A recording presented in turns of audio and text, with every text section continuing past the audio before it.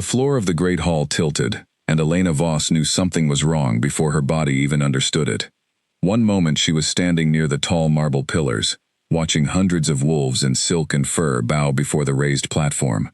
The next moment, the sound of the room folded in on itself, voices turning into a low ringing hum, and her legs stopped listening to her. She reached for the nearest pillar, but her hand found only air. The mating ball had barely begun. The 9 Alpha Kings had just been announced, one by one, walking onto the platform under a canopy of silver light, and the crowd had roared with pride for their packs. Elena had not roared. She had stood quietly at the back, as she always did, an Omega from a small northern pack that most people in this hall could not name if asked. Her vision blurred at the edges. The chandeliers above her multiplied into smears of gold. Somewhere close, a woman gasped. Somewhere farther, a man called her name, though Elena could no longer remember who might know her name in a room this large. Her knees buckled. The last clear thing she saw, before the darkness swallowed the hall whole, was a pair of eyes. Gold. Burning gold, cutting through the crowd like a blade through silk, fixed on her and only her. She did not know yet that those eyes belonged to Cale Thorne, the most powerful Alpha King the 9 packs had crowned in 3 generations. She only knew that he was moving, fast, faster than anyone should be able to move, and that he was moving toward her. Then there was nothing. Hours earlier, the day had started ordinary enough. Elena had woken in the small dormitory reserved for lesser pack guests, a narrow room with a single window that looked out over the eastern gardens of Thorne Castle. Her friend Nora Vance had been the one to shake her awake, already dressed in her ceremonial blue, her dark hair pinned with small white flowers. "You're not even up," Nora had said, half laughing, half scolding. "The ball starts in 6 hours, and you're still buried in that blanket like a bear." Elena had groaned and pulled the blanket higher. "I don't see the point in rushing. No Alpha is going to look twice at an Omega from Ashvale. We both know that." "You don't know that." Nora sat on the edge of the bed, her tone softening. "Bonds don't care about rank, Elena. They never have.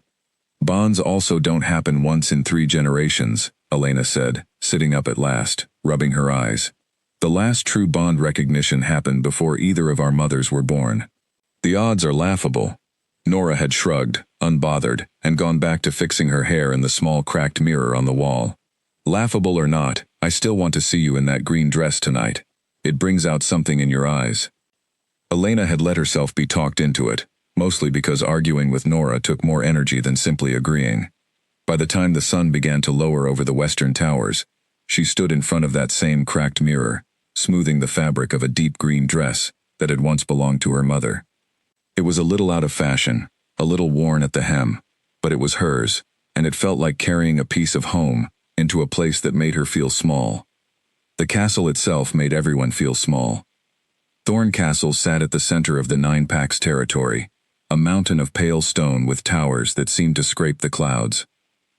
Every year, on the night the moon reached its fullest point in the coldest month, every pack sent its unmated wolves to gather beneath those towers for the mating ball. It was tradition older than any living memory, a night meant to celebrate connection, loyalty, and the rare, sacred chance of a true bond.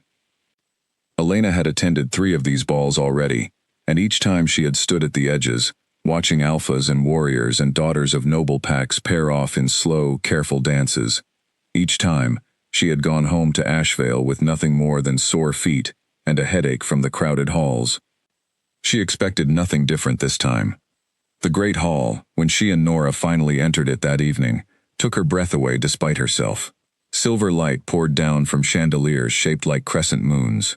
Long tables lined the walls, covered in food from every territory, the northern honeyed bread beside southern spiced meats, the eastern sea salt caramels beside western mountain berries. Musicians played from a raised gallery, their melody weaving through the crowd like a living thing. At the center of it all stood the platform where the 9 Alpha Kings would soon be presented. Elena had seen paintings of some of them, heard stories about others, but she had never stood in the same room as all 9 at once. The air itself seemed to change when they were near. Heavier, charged, the way the sky feels before a storm breaks. "There," Nora whispered, gripping her arm as the first name was called. "That's Alpha Crane of the eastern coast." A broad man with sharp eyes walked onto the platform to polite applause. Then came Alpha Lindquist of the Northern Peaks, then Alpha Vane of the Southern Valley, each name followed by a wave of bowing heads and murmured respect. Elena watched with mild interest, more curious about the architecture of the hall than the men being introduced. Then the announcer's voice changed, dropping into something reverent, almost hushed. And from the Central Territory, ruler of the 9 Packs, bearer of the founding bloodline, Alpha King Cale Thorn. The hall went silent, in a way Elena had never experienced before. Even the musicians paused their playing. A man stepped onto the platform, and the silence around him felt less like respect, and more like instinct, the kind of stillness a smaller animal feels in the presence of something far more powerful than itself. Cale Thorn was tall, in a way that made the ceiling seem lower. His dark hair was cut close, his jaw sharp enough to look carved rather than grown, and his eyes, even from across the crowded hall, seemed to catch every flicker of light and turn it to gold. He wore black, unadorned, no crown, no jewels, because he needed none of that to command the room. Elena felt something strange stir in her chest as she looked at him, a small, unfamiliar pull, like a string tightening somewhere behind her ribs. She dismissed it immediately. Every Omega in the hall was probably feeling something similar. That was simply what power did to a room full of strangers. He's even more intense in person, Nora murmured, fanning herself dramatically. I think half the hall just forgot how to breathe. Elena laughed under her breath. I'm sure he's used to that reaction. The formal introductions ended, and the ball shifted into its usual rhythm, wolves mingling, pairing off for dances, laughter rising and falling across the hall like waves. Elena found a quiet corner near the pillars, content to watch rather than participate, sipping a cup of spiced cider that tasted faintly of cinnamon and orange peel. She noticed, without meaning to, that Cale Thorn did not dance. He stood near the platform, speaking briefly with other alphas, his expression polite but distant, his eyes occasionally sweeping across the crowd, as though searching for something he had not yet found. Every so often, Elena felt that same strange pull in her chest, as if some invisible thread connected her ribs to wherever his attention landed. She told herself it was nerves. She told herself it was the cider. She told herself several things, none of which turned out to be true. The first sign that something was wrong came quietly, almost gently. A warmth spread through her palms, faint at first, like standing too close to a fire. She flexed her fingers, frowning at the sensation, and set her cup down on a nearby table. The warmth crawled up her wrists, then her arms, settling finally in her chest, where it began to pulse in time with her heartbeat. She looked up, searching instinctively for the source of the feeling, and found Cale Thorn already looking directly at her from across the hall. His posture had changed. He was no longer relaxed against the platform's edge. His shoulders had gone rigid, his jaw tight, his gold eyes locked onto hers with an intensity that made the warmth in her chest surge into something closer to fire. Elena? Nora's voice sounded distant, muffled, as though speaking through water. Elena, are you all right? You've gone pale. Elena opened her mouth to answer, but the words did not come. The warmth in her chest turned sharp, almost painful, radiating outward until her whole body felt like it was humming with something too large to contain. The chandeliers above blurred into streaks of silver. The music twisted into noise. The floor, solid a moment ago, felt like it was tilting beneath her feet. She reached for the pillar. Her hand found nothing. The last thing she saw clearly was Cale Thorn moving, cutting through the crowd with a speed that scattered nearby wolves out of his path, his gold eyes never leaving her face, his expression somewhere between alarm and disbelief, as though he too could feel whatever was happening to her, as though it was happening to him at the same time. Then the hall dissolved into darkness, and Elena Voss knew nothing more. She did not dream, or if she did, she remembered none of it. There was only a long stretch of quiet nothing, broken occasionally by fragments of sound that did not quite reach her, a deep voice speaking low and fast, the rustle of fabric, footsteps moving with urgency across a stone floor. Once, she thought she felt something warm wrap around her hand, holding on with a grip that seemed almost afraid to let go. She could not be sure if it was real or imagined. The darkness pulled her back down before she could decide. At some point, the voice returned, closer this time, low and rough, edged with something that sounded almost like worry. though Elena could not imagine why a stranger's worry would sound so raw. "Stay," the voice said, quiet, almost a command, almost a plea. "Whatever this is, you stay." She wanted to answer. She wanted to open her eyes and ask who was speaking, and why her hand felt so warm, and why her chest still hummed faintly with that strange pulse she had felt in the hall. But the darkness was heavier than her will, and it pulled her under again before she could form a single word. Nora, meanwhile, stood frozen in the great hall, staring at the space where Elena had collapsed, her cup of cider forgotten and shattered on the floor beside her. Around her, the music had stopped completely. Every wolf in the hall had turned to watch as the Alpha King of the 9 packs knelt on the marble floor, gathering an unranked Omega from a minor northern pack into his arms, as though she were made of glass and gold at once. What, Nora whispered to no one in particular, was that? No one answered her. No one in the hall had ever seen anything like it either. Cale Thorne, ruler of the strongest bloodline among the 9 packs, a man known for his composure and his distance, had crossed an entire ballroom in seconds, his expression stripped of every careful mask he usually wore, and gathered a stranger into his arms, with a tenderness that looked nothing like the stories anyone had ever told about him. He carried her from the hall himself, refusing every offer of help from his guards, his eyes fixed on her pale face the entire way, his steps sure and fast down the long stone corridors toward the private wing of the castle. Behind him, whispers began to spread through the ballroom, like fire through dry grass, whispers that would reach every pack territory before the sun rose again. The Alpha King had found something in that hall tonight. No one yet knew exactly what, but everyone who had witnessed it understood, with the deep and ancient instinct that lived in every wolf's blood, that nothing in the 9 packs would be the same again. Elena Voss, unconscious in the arms of a man she had never spoken to, had no way of knowing any of this. She only knew the darkness, and the faint, steady warmth of a hand, refusing to let go of hers, even as the world around her fell utterly silent.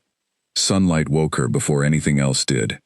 It touched Elena's eyelids first, warm and gold, and for a moment she thought she was back in the narrow dormitory room at Ashvale, with its single small window and its thin gray curtain. Then she noticed the softness beneath her, furs and silk layered thick enough to swallow her whole, and she understood, slowly, that she was not home at all. She opened her eyes to a room she did not recognize. The ceiling above her arched high, carved with patterns of running wolves chasing a full moon across stone. Tall windows lined one wall, letting in more light than her entire dormitory back home ever saw in a week. The bed she lay in was large enough to fit 6 people comfortably, draped in deep blue silk that pooled around her like water. Her first thought was confusion. Her second thought, sharper and more urgent, was the warmth wrapped around her right hand. She turned her head slowly, her neck stiff, and found a man asleep in a chair pulled close to the bed, his upper body leaning forward, his head resting on his folded arm atop the mattress. His other hand held hers, fingers laced together, his grip loose with sleep but unmistakably present. Even asleep, he had not let go.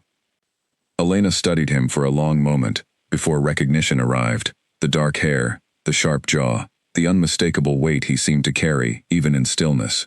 This was the Alpha King from the ballroom, the one whose gold eyes had found hers across a crowded hall, moments before everything went dark. Her breath caught, and the small sound was enough to wake him. His eyes opened at once, no grogginess, no slow blinking, just immediate and total awareness, as though some part of him had been listening for her even in sleep. When his gaze found her face, something shifted across his features, a visible unclenching, relief so raw it looked almost like pain. "You're awake," he said, his voice rough, low, carrying the particular hoarseness of someone who had not slept properly in some time. Finally. Elena tried to sit up and found her arms shaking with the effort. He moved instantly, one hand steadying her shoulder, careful, gentle, entirely at odds with the stories she had heard about the fierce Alpha King who ruled the 9 packs with an iron will. "Slow," he said. "You've been unconscious for almost 2 days." 2 days, Elena repeated, her voice cracking from disuse.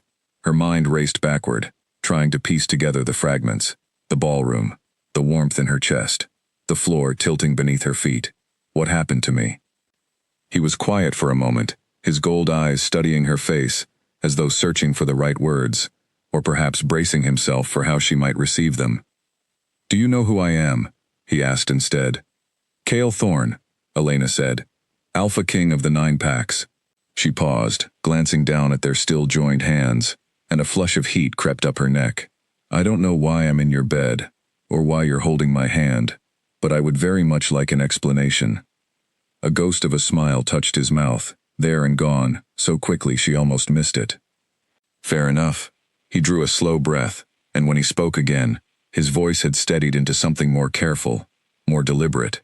"What you felt in that hall, the warmth, the pull, right before you collapsed, do you remember it?"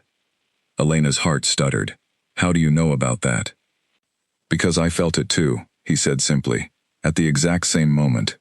She stared at him, waiting for the explanation to make sense, but it only grew stranger. "I don't understand." Cale released a breath that seemed to carry the weight of 2 sleepless days. "There is a kind of bond among wolves that occurs rarely, so rarely that most packs go generations without seeing it. Ordinary bonds form slowly, built through courtship, through choice, through time spent together. But there is another kind, older, deeper, one that does not ask permission. It is called a fated bond. When 2 wolves who share this connection come into close proximity for the first time, their bodies recognize each other before their minds have any say in the matter." Elena's mouth went dry. "You're saying that's what happened to me?" "I'm saying that's what happened to us." He held her gaze steadily, no hesitation, no softening of the truth. "The surge you felt was a bond recognition. It hit you harder than it should have, hard enough to overwhelm your body completely. I felt it too, though not as violently. I think because you're an Omega, the intensity affected you differently." "That's not possible," Elena said, shaking her head, though even as she said it, some deep animal part of her recognized the truth in his words, recognized it in the warmth still humming faintly beneath her ribs. "Fated bonds are stories. They're something people tell at festivals. The last one happened before either of our parents were born." "I know," Cale said quietly. "I've read every record my family has kept on the subject, going back 300 years. There have been perhaps a dozen documented fated bonds in all that time. I never expected to be part of one." He paused, his thumb moving in a slow, absent circle against the back of her hand, as though he hadn't fully noticed he was doing it. "I still don't fully understand why it happened between us specifically. I intend to find out." Elena pulled her hand back gently, needing the space to think, though the loss of his warmth left an odd hollow ache behind. "This doesn't make sense. I'm nobody, Alpha Thorne. I'm an Omega from Ashvale, a pack so small most maps don't bother naming our territory. You're the Alpha King of 9 packs combined. Bonds like this are supposed to happen between equals, between bloodlines that matter." "Bonds don't consult bloodlines," Cale said, something firm entering his voice. "They never have. That's precisely why they're called fated. They ignore rank, wealth, politics, every measure people use to decide who deserves what. The bond chose you. I don't intend to question that." "Well, I intend to question everything," Elena said, sharper than she meant to, though the fear beneath her words was genuine. 2 days ago, I was an unranked guest at a ball I didn't even want to attend.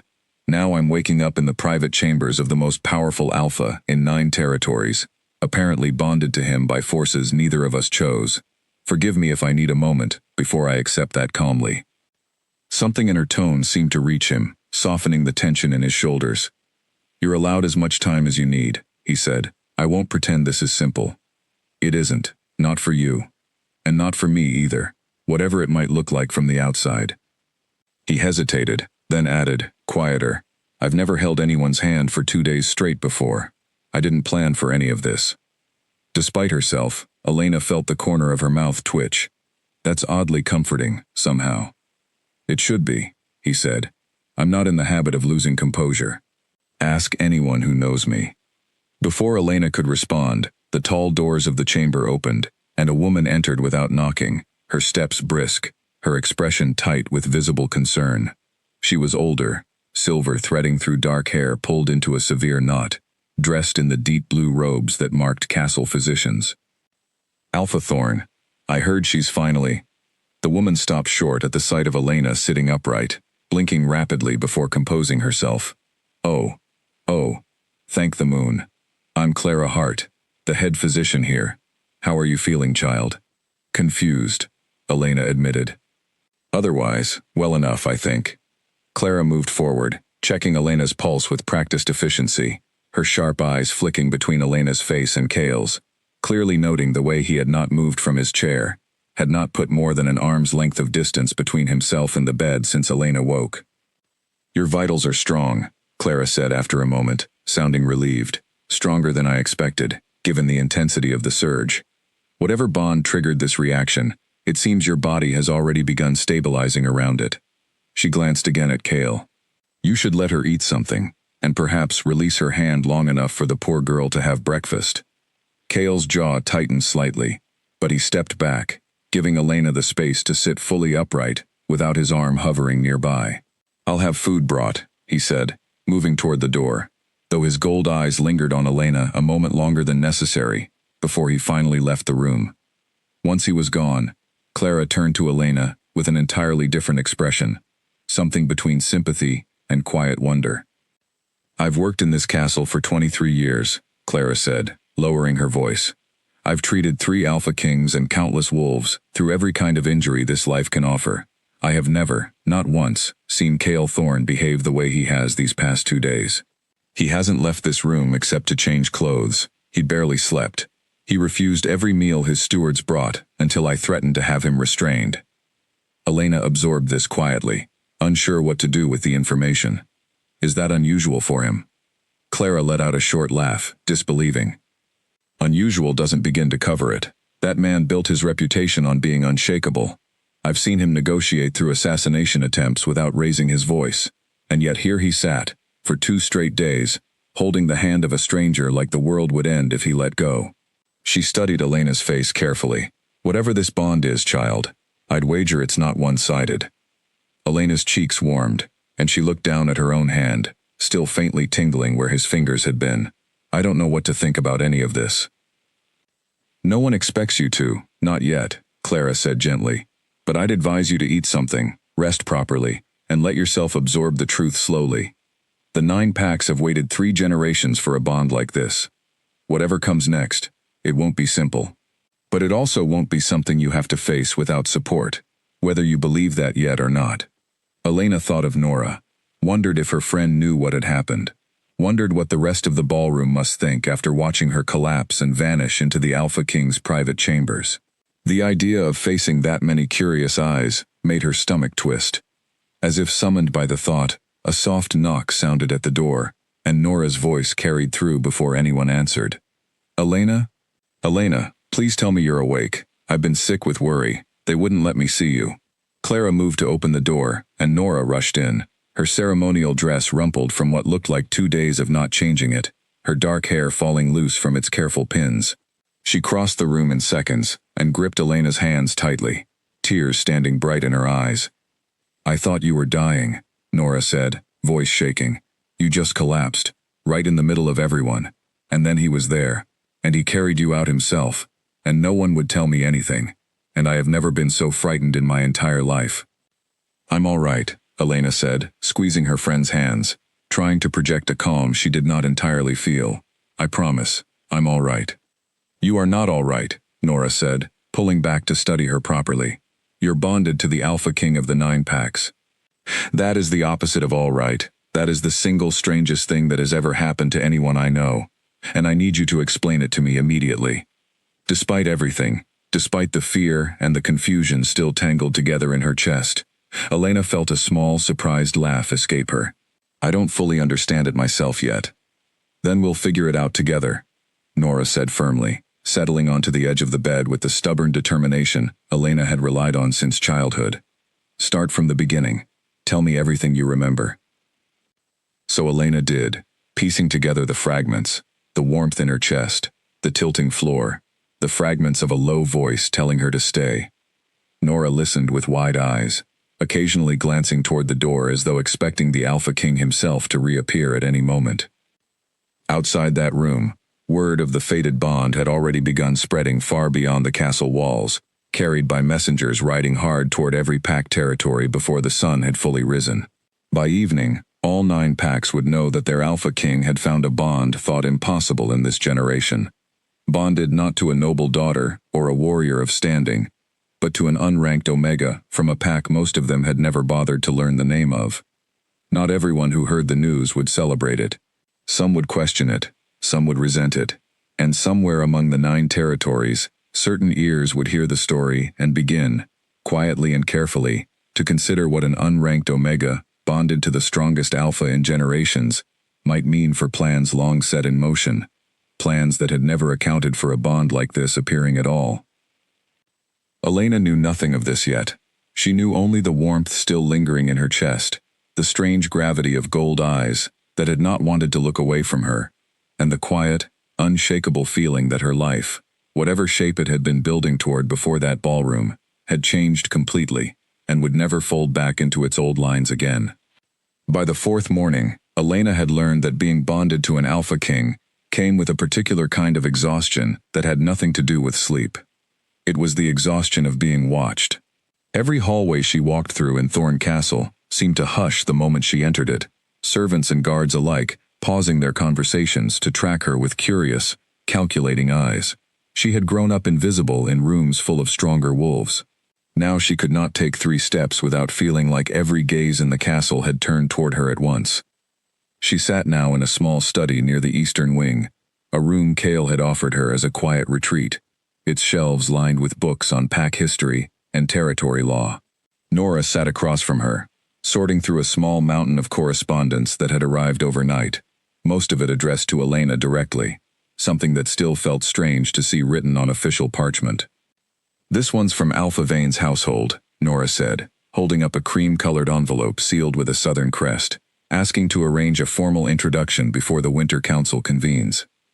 "And that one?" Elena asked, nodding toward a stiff gray envelope Nora had set aside with visible distaste.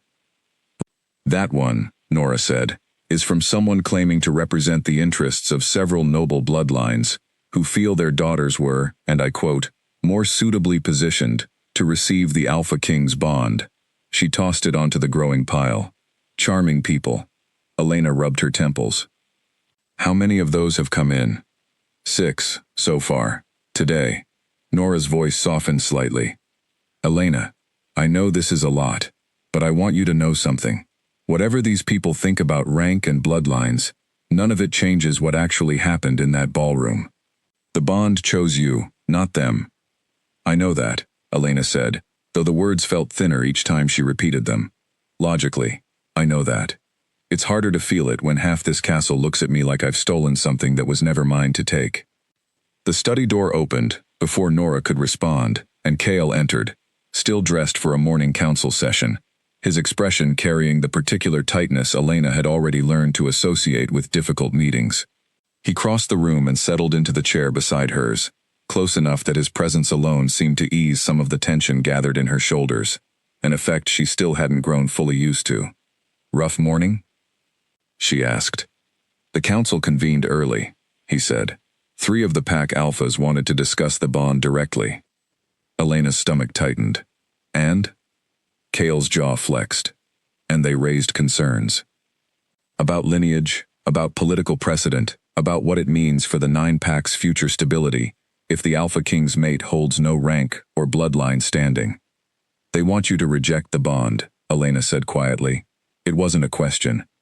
"Some of them suggested it, yes." Cale's voice remained steady, but something sharp flickered beneath it. "I made it clear that the discussion was closed the moment they raised it." "That easily?" Elena asked, unable to keep the doubt from her voice. "Cale, you're the Alpha King. Your decisions affect 9 territories, thousands of wolves. I understand loyalty means something to you, but you can't simply dismiss legitimate political concerns because... Because what?" His gold eyes met hers, steady and unflinching. "Because I chose you? I didn't choose this bond, Elena. Neither did you. It chose us both, and I will not spend the rest of my life pretending otherwise to satisfy politics that have nothing to do with what actually happened in that hall." Nora, sensing the private turn the conversation had taken, quietly gathered the remaining correspondence and slipped out of the room, leaving the door only partly closed behind her.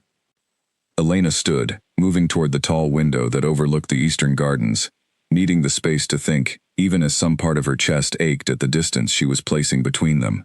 I appreciate what you're saying. I do. But I need you to understand something too. If this bond becomes a source of real division among the packs, if it weakens your position, I will not be the reason for that. I've spent my whole life being told my rank made me insignificant. I won't spend the rest of it being the reason a king loses his crown. Kale rose and crossed the room to stand beside her, close but not touching, giving her the space she seemed to need while refusing to let the conversation end unfinished. Do you know why my family has ruled these packs for 11 generations, Elena? She glanced at him, surprised by the shift. Strength, I assume. Strategy. Those help, he said. But the reason my bloodline has held the crown this long is because every alpha before me understood something simple. Rule, built on fear, and rank alone, eventually crumbles. Rule built on loyalty, on doing what is right even when it costs something, that endures. He paused, his gaze steady on the gardens below. Rejecting a fated bond for political convenience would be exactly the kind of weakness that erodes loyalty over time. My council knows that, even if a few of them would rather ignore it for their own reasons. And if their reasons matter enough to become dangerous? Elena asked quietly. Politics doesn't always stay in council rooms, Kale. Sometimes it moves somewhere darker. Something shifted in his expression. Thoughtful now, considering. You're not wrong to be cautious. I don't intend to be careless about this. He turned to face her fully. But I also won't let fear of what might happen keep me from acknowledging what has already happened. You are my bonded mate. That is not a political statement. It is simply true, and the sooner the packs accept it, the sooner we can address whatever concerns exist through honest discussion, rather than backroom scheming.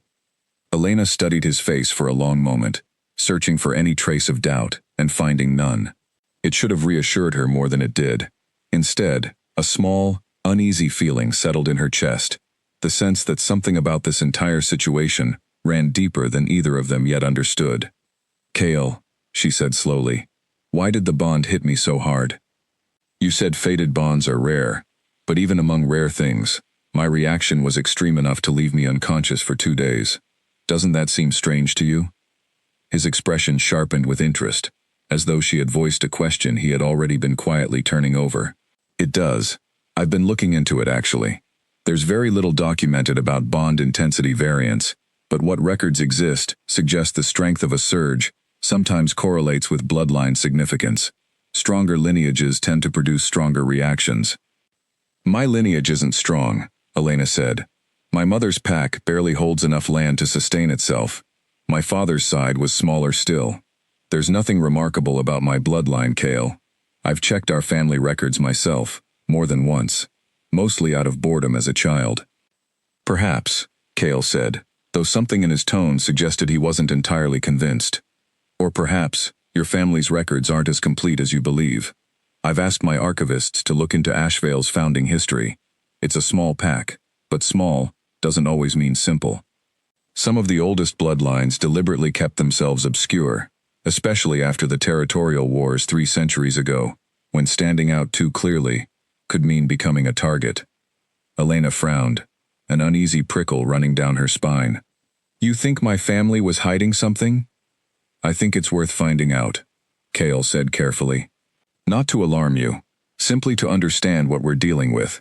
If your bloodline carries more significance than anyone currently realizes, it would explain the intensity of the bond, and it might also explain why certain factions are reacting to this news with more hostility than a simple rank mismatch would typically provoke. The uneasy prickle sharpened into something closer to real fear. You think someone already knows something I don't. Kale didn't answer immediately, and his silence told her more than words might have. I think, he said finally, that until I understand exactly what we're facing, I would rather you stayed close to the castle, with guards nearby, whenever you leave your chambers. Not because I believe you're in immediate danger. Simply because I've learned, over 11 years of ruling, that when something doesn't add up, it's usually because someone is hiding the missing piece deliberately. Elena wrapped her arms around herself, the warmth of the morning sun no longer quite enough to chase away the sudden chill settling over her. You're frightening me, Kale. "That's not my intention," he said, and this time he did reach for her hand. Gentle, grounding. The same warmth she remembered from waking beside him days earlier. "My intention is to protect you, whatever that ends up requiring. I would simply rather you understand the full picture than discover it unprepared." Elena let out a slow breath, allowing his hand to anchor her against the uncertainty swirling through her thoughts. "All right, what do we do first?" "First," Cale said, something almost gentle crossing his sharp features, "you eat properly, rest, and let yourself adjust to all of this, without trying to solve everything in a single morning. The archivists will take time, regardless of how urgently we want answers. In the meantime, I intend to keep my promise. Whatever comes, we face it together." Elena wanted to believe that would be simple, but even as she nodded, even as some part of her chest warmed at the steadiness in his voice, a small and persistent unease lingered beneath her ribs, the same instinct that had once told her something was wrong in the Great Hall, moments before she collapsed. Somewhere beyond the castle walls, in a chamber lit by low candlelight, 3 figures sat around a narrow table, speaking in voices too quiet for any passing servant to overhear. Maps of the 9 territories lay spread before them, alongside a single folded piece of parchment, bearing the crest of a pack long thought insignificant, a pack called Ashvale. "She's already asking questions," one voice murmured, low and displeased. "If the archivists find what we believe they'll find, this becomes considerably more complicated." "Then we ensure they don't find it in time," another voice replied, calm, deliberate. "Or we ensure the girl herself is no longer in a position to matter, before the truth becomes public." A third voice, quieter than the others, finally spoke, carrying a coldness that settled over the room like frost. "Patience. The Alpha King is protective now, but protection has limits, even for a king. When the moment comes, we will be ready to act. Until then, we watch, and we wait." The candle flickered low, and the 3 figures fell silent, their plans folding carefully back into the shadows from which they had come, patient as predators content to wait for exactly the right moment to strike. The castle archive occupied the entire lower level of the western tower, a vast circular room, lined floor to ceiling with shelves that seemed to stretch upward into shadow. Elena had never seen so many records gathered in one place, scrolls and bound volumes stacked in careful rows, each one labeled with a small brass tag denoting territory, year, and bloodline. Owen Blake, the castle's chief archivist, moved through the shelves with the quiet efficiency of a man who had spent decades memorizing their order.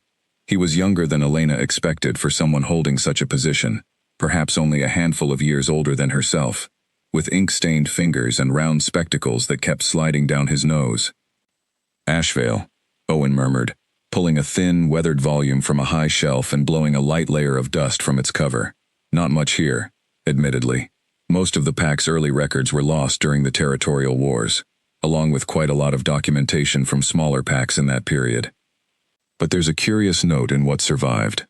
Elena leaned forward, and Cale, standing close beside her, did the same. Owen opened the volume carefully, turning pages, until he reached a section marked with faded ink. "Here. This is a founding record, dated roughly 340 years ago. It lists Ashvale as a splinter settlement, formed by wolves who left the Central Territory during what the record calls a period of unrest." "The Central Territory," Cale repeated slowly. "That's this land. Thorn Territory." "Precisely." Owen adjusted his spectacles, tracing a line of faded script with one careful finger. "According to this, the wolves who founded Ashvale weren't simply refugees. They're listed here as descendants of the founding royal line, the same bloodline your family claims today, Alpha Thorn. It appears there was a succession dispute, roughly 3.5 centuries ago. One branch of the founding family lost the claim and left rather than continue the conflict. They settled far to the north and deliberately obscured their lineage in the records that followed, likely to avoid being targeted by whichever branch remained in power." The room fell silent for a long moment. Elena felt the blood drain from her face, her fingers curling tightly into the fabric of her skirt. "That can't be right," she said finally. "My family has lived in Ashvale for as long as anyone remembers. We're farmers, herders. We hold no political standing, no wealth, nothing that would suggest royal descent." Obscurity was likely the entire point, Owen said gently. A bloodline that wishes to survive quietly doesn't announce itself. If your ancestors deliberately buried this connection generations ago, it would explain why no living member of your family knows the truth today. Secrets like this tend to fade when no one has reason to keep repeating them. Cale had gone very still beside her, his gold eyes fixed on the faded page as though trying to read some deeper truth hidden between the lines. This would explain the intensity of the bond, he said quietly. If Elena's bloodline shares the same founding root as mine, even diluted across 3 centuries, the connection between us would carry far more weight than an ordinary fated bond. It would explain everything, the surge, the strength of the recognition, all of it. It would also explain something else, Owen added, more hesitant now, glancing between them carefully. If certain factions within the packs are aware of this history, even partially, they would have strong reason to react badly to this bond. A restored royal bloodline, reunited through fate rather than politics, could shift the entire balance of power among the 9 packs. Some alphas built their influence assuming the founding line remained singular, contained entirely within House Thorn. This would challenge that assumption directly. Elena pressed her palms against her eyes, trying to absorb the weight of what she was hearing. 4 days ago, she had been an unranked Omega, attending a ball out of obligation, expecting nothing more than sore feet and forgettable conversation. Now she was being told her family might carry royal blood buried and hidden for over 3 centuries. Blood significant enough that people might already be plotting against her because of it. "I need air," she said quietly, and Cale, without hesitation, guided her toward the archive's private garden entrance, away from Owen's careful cataloging and the weight of 300 years of hidden history. The garden outside was smaller than the grand eastern grounds, tucked quietly behind the western tower, filled with late-blooming flowers that had somehow survived the season's first frost. Elena breathed in the cool air, letting it steady the racing pulse in her chest. "This is a lot," she admitted finally. "A few days ago, the biggest concern in my life was whether Nora would drag me to another festival I didn't want to attend. Now I'm apparently descended from royalty, hunted by unknown enemies, and bonded to the most powerful alpha in 9 territories." "I know it's overwhelming," Cale said, standing close, but giving her the space she needed. "For what it's worth, none of this changes who you actually are. Bloodline or not, you're still the same person who spoke her mind to me in that bedchamber 4 mornings ago, entirely unimpressed by my crown." A small, surprised laugh escaped her despite everything. "I was mostly confused, not unimpressed." "You were a little unimpressed," Cale said, the corner of his mouth lifting slightly. "It was refreshing, honestly. Most people who meet me for the first time are too busy being nervous to actually speak their mind." Elena studied him for a moment, something warm settling in her chest despite the fear still tangled beneath it. Over these past days, she had watched the careful, controlled Alpha King. The entire castle seemed to fear soften, again and again, whenever it was only the 2 of them in a room. It was a small thing, perhaps, but it mattered more than she expected it to. "Thank you," she said quietly, "for not treating me differently now that there's a chance I might matter politically. I was afraid you would." Something shifted in his expression, gentler than she had seen from him before. "You mattered before any of this history came to light, Elena. The bond made that clear the moment I saw you across that hall. Whatever your bloodline turns out to be, it doesn't change what I already knew the second I felt that surge." Elena's breath caught, and for a long moment neither of them spoke, the quiet garden holding the weight of something neither was quite ready to name aloud. The moment was broken by hurried footsteps on the garden path. Nora appeared, slightly out of breath, her expression tight with concern. "Elena, there's someone here asking for you," she said. "A messenger, from Ashvale. He says it's urgent, something about your family." The warmth in Elena's chest turned instantly cold. "My family. Is something wrong?" "I don't know," Nora said. He wouldn't say more, only that he needed to speak with you directly. Cale's expression sharpened immediately, protective instinct visibly overtaking whatever gentleness had lingered a moment earlier. "Where is he now?" "Waiting in the front hall," Nora said. The guards searched him. He's not armed, but Cale, something about him seemed off. He kept glancing around like he expected someone to be watching. Elena's pulse quickened as they made their way quickly through the castle corridors. Kale's hand steady at the small of her back the entire way. In the front hall, a young man in travel-worn clothes stood waiting, his eyes darting nervously toward every guard positioned along the walls. He looked barely older than Elena herself, his boots caked with dried mud that suggested days of hard travel. "You're from Ashvale," Elena said, stopping in front of him. "What's happened?" The messenger's eyes flicked briefly to Kale, before settling back on Elena, his voice dropping low and urgent. "Miss Voss, I was sent by your aunt. She said to tell you directly. No letters, nothing written down. Strange men have been asking questions in Ashvale these past 3 days. About your family's history, your mother's line specifically, going back generations. Your aunt says 2 families in the village have already been visited in the night, their homes searched while they slept. She's frightened, miss. She says whoever these men are, they're not being gentle about their questions, and she fears they'll come looking for you next, wherever you might be." Elena's stomach dropped, the cold certainty of danger settling over her exactly as Kale had warned it might. Beside her, Kale's entire posture had shifted into something harder, sharper, every trace of gentleness from the garden replaced with the focused intensity of a leader assessing a genuine threat. "Did your aunt describe these men?" Kale asked, his voice carrying an authority that made the messenger straighten instinctively. "Only a little, Alpha Thorn. She said they moved like warriors, not scholars, despite their questions. She said one of them wore a signet ring she didn't recognize, dark metal, shaped like a closed hand." The messenger swallowed hard.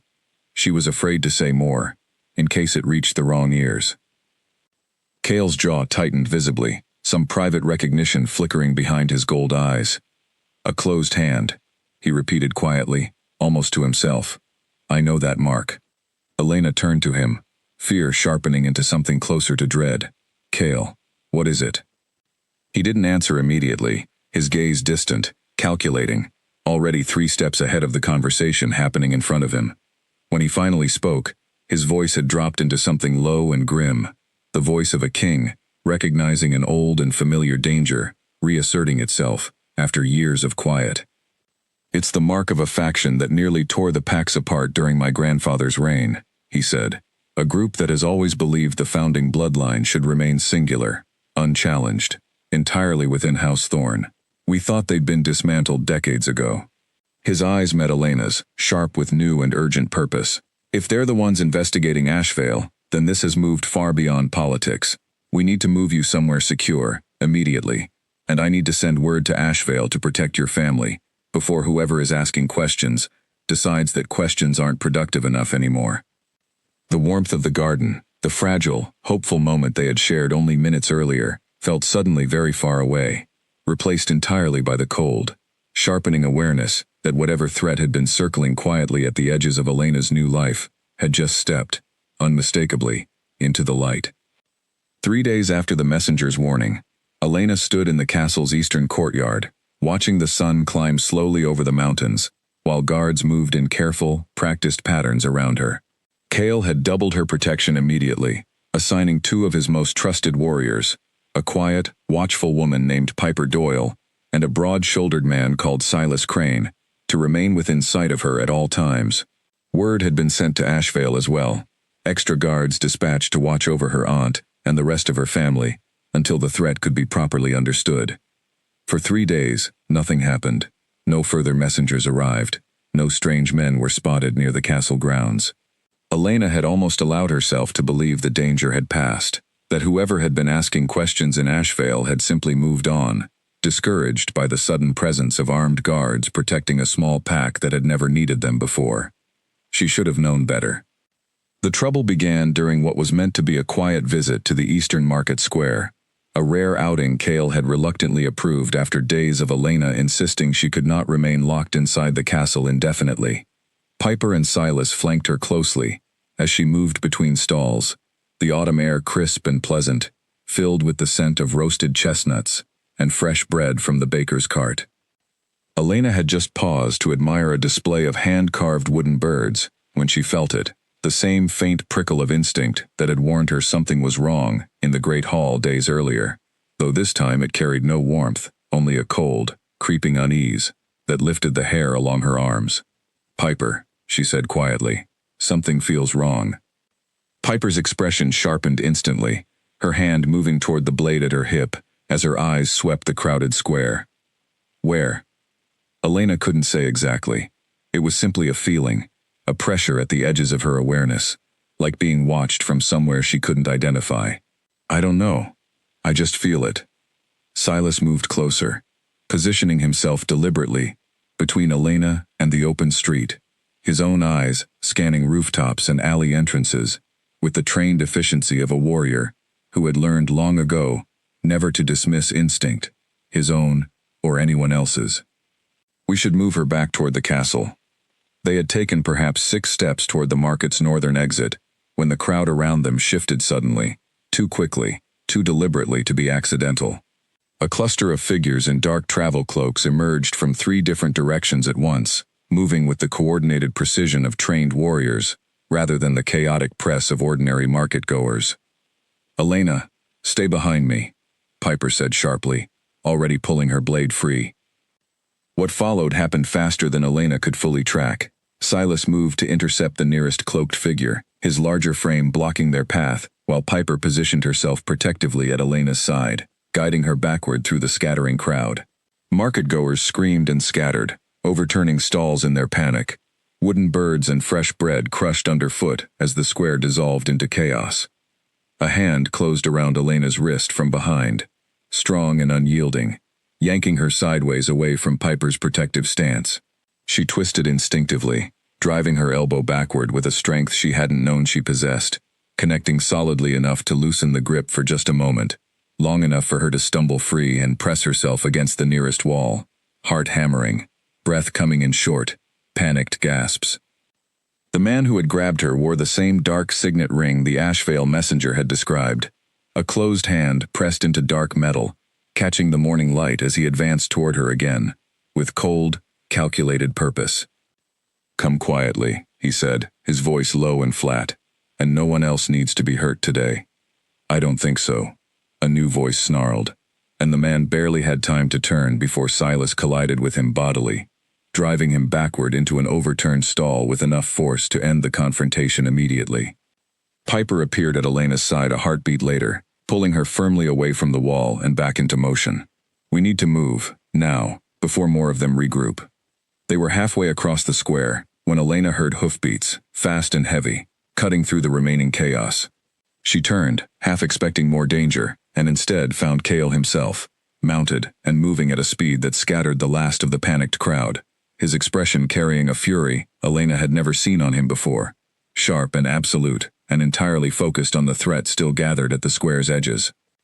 He reached them in seconds, sliding from his horse before it had fully stopped, crossing the remaining distance to Elena in 3 long strides, and pulling her against him, with a grip that trembled faintly, betraying just how close his composure had come to breaking entirely. I felt it, he said, low and rough against her hair. The moment you were afraid, I felt it through the bond. I've never moved that fast in my life. Around them, more of Cale's guards were arriving rapidly, cornering the remaining cloaked figures who had not managed to flee during the confusion. 2 were captured. The rest had scattered into the city's narrow side streets, disappearing before they could be caught. Elena, still shaking, allowed herself to lean into Cale's steady presence, the fear finally catching up to her now that the immediate danger had passed. I'm all right, she said, though her voice wavered. Piper and Silas, they kept me safe. I know, Cale said, pulling back just enough to check her over carefully, his gold eyes sharp with residual alarm, as he confirmed she carried no injuries beyond a few scrapes and bruises. I owe them both more than I can properly repay. That evening, in the captured warrior's interrogation, the truth began finally to surface, delivered to Cale and his council, in careful, grim detail. The attackers belonged to a faction calling themselves the Closed Hand, a group descended from the branch of House Thorne that had lost the original succession dispute centuries earlier, the same branch, Owen's archive research suggested, that Elena's own ancestors had fled from when they founded Ashvale. The Closed Hand had spent generations believing themselves the rightful bearers of the founding bloodline, quietly maintaining influence and resources while waiting for an opportunity to reclaim what they considered stolen from them. The fated bond between Elena and Cale, uniting the 2 remaining branches of that ancient founding line, threatened to undo everything they had worked toward, If Elena's lineage became publicly confirmed and accepted, their entire claim to legitimacy would collapse. They didn't want to kidnap you for ransom, Cale said grimly. Once the council session had ended and they sat alone together in his private study, the fire burning low against the evening chill. They wanted you removed entirely, quietly, before your bloodline could be confirmed and accepted by the Pax. With you gone, they could argue the bond itself had been some kind of error, a temporary madness rather than a genuine, lasting connection. Elena wrapped her hands around a cup of warm tea, trying to absorb the full weight of what she had nearly become caught in. They would have killed me. Cale's jaw tightened, the fury from the marketplace still simmering close beneath his controlled exterior. They won't get the chance again. I'm doubling security around you, around your family in Ashvale, and I'm bringing this information before the full council immediately. The closed hand has operated in the shadows for generations. It's time that ended permanently. Elena set her cup down, meeting his gaze steadily despite the exhaustion pulling at every part of her. I'm tired of being afraid, Cale. I'm tired of hiding from a threat I didn't even know existed a week ago. Then we stop hiding, Cale said, his voice firm with new resolve. We bring the truth into the light, publicly, completely. Your bloodline, the bond, all of it. Once the Pax understand exactly what the closed hand fears losing, their support for that faction will collapse entirely. Secrets only hold power in darkness, Elena. It's time we took that power away from them. Elena studied his face for a long moment, drawing strength from the steady certainty she found there. 4 days ago, she had wanted nothing more than to understand the strange bond that had upended her quiet life. Now she understood it carried far greater weight than either of them had first realized, a weight tangled up in centuries of buried history, in danger she had never asked for, and in a connection that, despite everything, had only grown stronger with every trial it survived.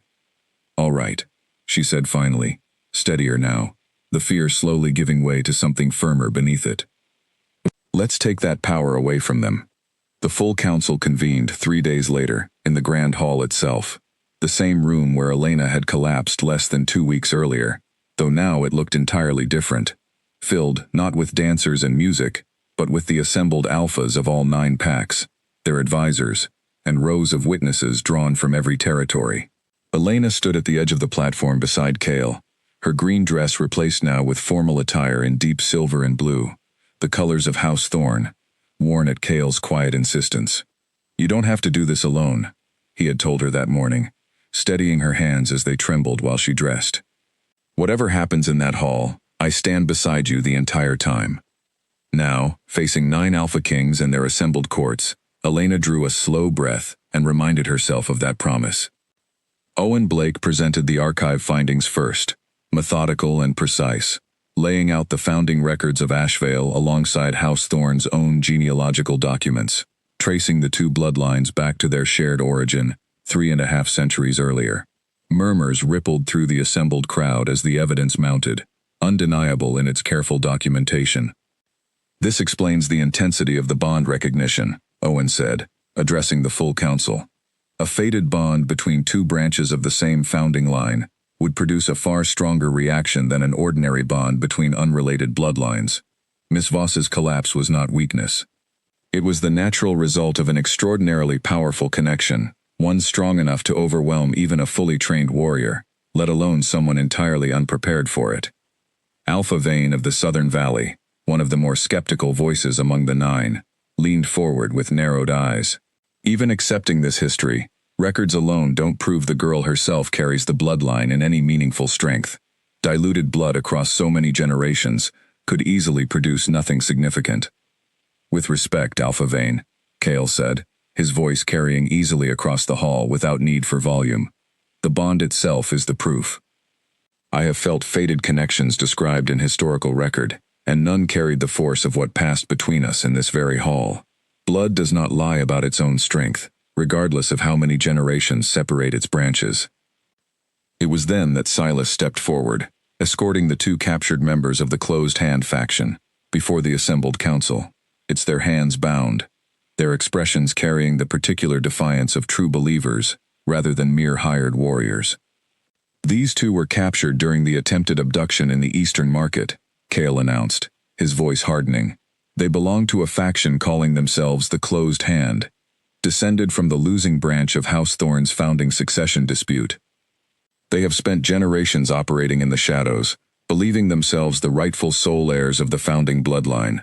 The fated bond between myself and Elena Voss threatens that belief directly, and rather than accept the truth openly, they chose violence instead. The taller of the two captured men lifted his chin, unrepentant despite his circumstances. The bloodline was stolen from us 3 centuries ago. We have only ever sought to reclaim what was rightfully ours. By kidnapping and threatening an innocent woman? Cale's voice cut through the hall like a blade, cold and absolute. By sending armed men into a peaceful market to seize her against her will? Whatever grievance your ancestors carried, you have chosen a path that abandons any claim to honor or legitimacy. The 9 packs do not reward violence with power. They never have. A ripple of agreement moved through the assembled alphas, several nodding grimly at Cale's words. Alpha Lindquist of the Northern Peaks rose from her seat, her expression severe. The Closed Hand's actions constitute a direct threat against pack stability, and a member of House Thorne's bonded line. I move that this faction be formally declared an enemy of all 9 packs, its remaining members hunted down and brought before proper justice. The motion carried unanimously, voice after voice rising in agreement across the hall, and Elena felt something in her chest ease slightly. The weight of hidden danger finally being dragged fully into the light where it could no longer hide and grow unchecked. But the council session held one final revelation, still waiting to surface. As guards moved to escort the captured Closed Hand members from the hall, one of them, the quieter of the two, turned suddenly toward the assembled crowd, his expression twisting into something desperate. "You think you've caught everyone responsible," he said, his voice rising sharply enough to carry across the entire hall. "You haven't. We had help. Someone inside this very castle told us when the girl would be unguarded enough for an approach." The hall fell utterly silent. Elena felt Cale go rigid beside her, his gold eyes sweeping the assembled crowd with sudden sharp focus. "Name them," Cale said, his voice low and dangerous. The captured man's gaze flicked briefly toward the gathered nobles, before a guard moved swiftly to silence him, but it was enough. Elena, following the direction of his glance, felt her stomach drop as she recognized the figure standing near the edge of the noble gathering, a steward who had served in Cale's household for years, a quiet, unremarkable man named Edmund Cross, his face draining of all color, as every eye in the hall slowly turned toward him. For a single suspended moment, no one moved. Then Edmund bolted, shoving through the startled crowd toward the hall's side exit, but he had barely covered 10 steps before Piper intercepted him, twisting his arm behind his back with practiced efficiency, and forcing him to his knees before the assembled council. "I did what I believed was right," Edmund said, breathing hard, his earlier composure entirely shattered. "The founding bloodline belongs to House Thorne alone. It always has.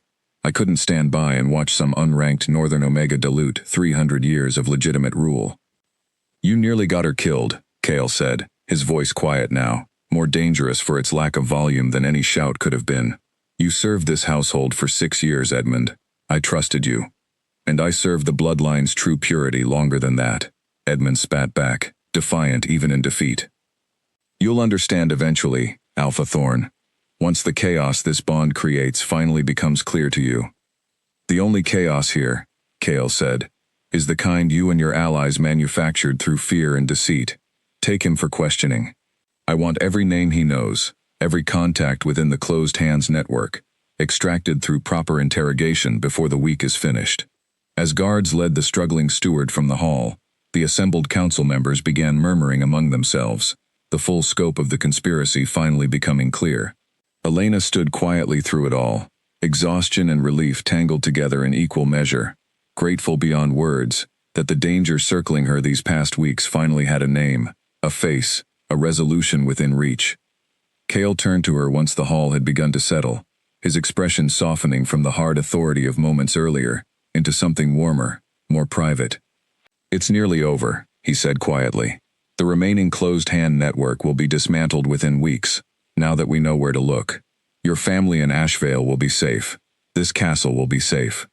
Elena allowed herself, finally, to relax slightly against the steady warmth of his presence beside her. "And us?" she asked quietly. "What happens now, with the bond, with everything the council just witnessed?" Cale's gold eyes met hers, steady and certain despite everything the day had demanded of them both. "Now," he said, "the Pax know the full truth. Your bloodline, the bond, all of it. There's nothing left hidden for anyone to twist or exploit." His hand found hers, fingers lacing together, exactly as they had that first morning she woke in his chambers. "Now, Elena Voss, we simply get to decide what we build from here." Around them, the grand hall slowly emptied, alphas and nobles filing out to carry news of the day's revelations back to their own territories, the story of the fated bond, and the exposed conspiracy, destined to spread across all 9 Pax before the week's end. But for one quiet moment, standing together at the center of it all, Elena felt something she had not allowed herself to feel fully until now. She felt safe. She felt, for the first time since that ballroom floor had tilted beneath her feet, that whatever came next, she would not have to face it alone. 3 weeks passed before the Pax gathered again, this time not for a ball but for something the 9 territories had not witnessed in 3 generations, a formal claiming ceremony, where an Alpha King would present his fated mate before the full assembly of Pack leaders and declare the bond permanent and recognized under ancient law.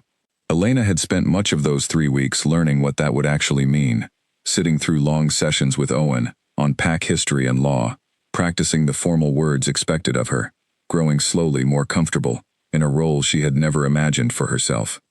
The closed hands network had crumbled faster than anyone expected once Edmund's information reached Cale's investigators. 12 additional members were identified and captured within the first week alone, their resources seized, their remaining influence stripped away by Pack leaders across all 9 territories who had grown swiftly united in their condemnation of the faction's methods. Ashvale, meanwhile, had received additional protection and, more surprisingly to Elena, a flood of curious visitors eager to see the small northern Pack that had produced an Alpha King's fated mate. Her aunt had written twice already, equal parts overwhelmed and delighted by the sudden attention. Now, standing in a private chamber just off the Grand Hall, Elena smoothed the fabric of a deep silver gown, far finer than anything she had ever worn, its hem embroidered with delicate patterns of running wolves beneath a full moon, mirroring the carved ceiling in the chambers where she had first woken beside Cale. "You look like you were born to wear that," Nora said, adjusting a small silver circlet in Elena's hair, her eyes bright with unmistakable pride. "I still remember you complaining about wearing your mother's old green dress a few weeks ago." Elena laughed softly, though nerves fluttered steadily beneath her calm exterior. "That feels like it happened to a different person entirely." "In some ways it did," Nora said, more gently now. "You're not the same person who stood quietly at the edge of that ballroom, Elena. You've survived an attempted abduction, exposed a conspiracy that's been operating for generations, and you're about to be formally claimed by the most powerful Alpha in 9 territories. I'd say that qualifies as a fairly significant transformation." A knock sounded at the door, and Clara Hart entered, her expression warm with the particular fondness she had developed for Elena over these past weeks of frequent check-ins and careful monitoring. "It's time," she said. "The hall is fully assembled. All 9 Packs have sent representatives, along with quite a large crowd of curious onlookers, who apparently traveled considerable distances just to witness this." Elena's stomach tightened with nerves, but beneath it, steadier now than it had been in weeks, she felt something else entirely. A quiet, settled certainty that whatever waited beyond those doors, she was ready to face it. The Grand Hall, when she finally entered it, took her breath away in an entirely different manner than it had during the mating ball weeks earlier. Every space along the walls was filled, Pack leaders and their households gathered in careful rows, their expressions curious, respectful, many of them openly warm as Elena made her way slowly down the center aisle, toward the raised platform where Cale waited. He wore formal black again, as he had that first night, though this time a simple silver circlet rested against his dark hair, marking the occasion's significance. His gold eyes found hers the moment she entered, and everything else in the hall seemed to fade slightly at the edges, exactly as it had the very first time their gazes had met across this same room. She reached the platform, and Cale extended his hand, steady and warm, exactly as it had been every single time he had reached for her these past weeks. She placed her hand in his without hesitation, and together they turned to face the assembled crowd, Alpha Lindquist, chosen by the council to preside over the formal ceremony, stepped forward, with an ancient leather-bound book, its pages worn soft with age, containing the traditional words spoken at every claiming ceremony for centuries. "We gather today," Alpha Lindquist began, her voice carrying easily across the silent hall, "to witness the formal claiming of a fated bond, a connection recognized by ancient law as among the rarest and most sacred bonds a wolf can experience. Alpha King Cale Thorne, do you claim Elena Voss as your fated mate, before this assembly and before all 9 packs, fully and without reservation?" Cale turned to face Elena fully, his gold eyes carrying a warmth that seemed to reach every corner of her chest. "I do," he said, his voice steady, certain, carrying easily across the hushed hall. "Fully, without reservation, and without condition. Elena Voss is my fated mate, chosen not by politics or convenience, but by a bond older and stronger than either. I claim her before all 9 packs, and I will spend whatever years I'm given, proving myself worthy of that bond." A soft murmur of approval moved through the crowd, and Elena felt her eyes sting unexpectedly with emotion. Alpha Lindquist turned to Elena next. "Elena Voss, do you accept this claim, fully and without reservation, before this assembly and before all 9 packs?" Elena looked up at Cale, at the steady warmth in his gold eyes, at the hand still holding hers exactly as it had that very first morning she woke in his chambers, unwilling even in sleep to let go. She thought of the frightened Omega who had stood quietly at the edges of a ballroom weeks earlier, certain she would never matter to anyone in a room this grand. She thought of everything that had happened since, the fear, the danger, the slow and steady discovery that she mattered exactly as much as anyone else in this hall, bloodline or not, simply because the bond between them had never once wavered. Through every trial it had been tested against. "I do," she said, her voice clear and unshaking, despite the emotion tightening her throat. "Fully, without reservation. Cale Thorne is my fated mate, and whatever the future holds for the 9 packs, I intend to face it standing exactly where I am now." The hall erupted into applause and warm approval, the formal ceremony concluding with the traditional joining of hands raised together before the crowd, a gesture as old as the 9 packs themselves, symbolizing a bond now fully recognized under both ancient law and the plain, undeniable truth that had first made itself known in this very hall weeks earlier. Later that evening, once the formal celebrations had wound down and the crowded hall had emptied into a quieter gathering of close friends and family, Elena found herself standing on the same balcony where she had once watched the sunrise over the eastern gardens during her first confused morning in the castle.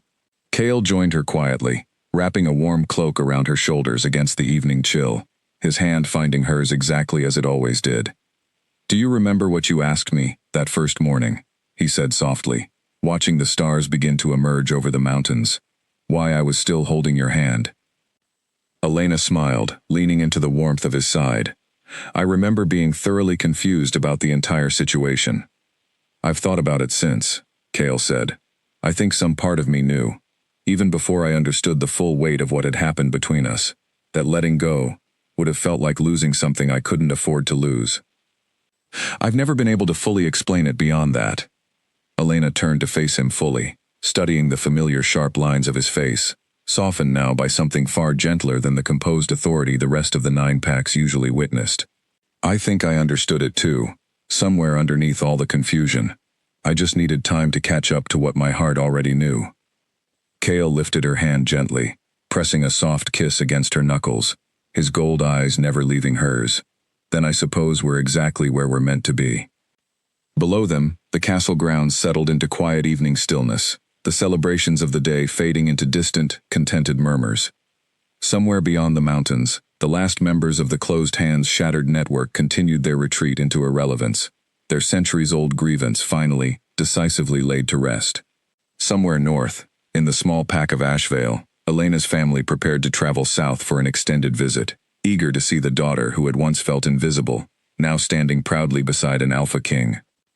And on a quiet balcony overlooking the eastern gardens, Elena Voss stood exactly where she had first woken weeks earlier, hand held firmly in Cale Thorne's grip, the same steady warmth anchoring her now as it had then. The frightened uncertainty of that first morning had long since faded, replaced by a quiet, unshakable certainty that whatever challenges the future still held for the 9 packs, she would face them exactly as she had faced everything since that fateful ballroom collapse. Not alone. Never again alone. Simply, steadily, hand in hand, exactly as fate had always intended.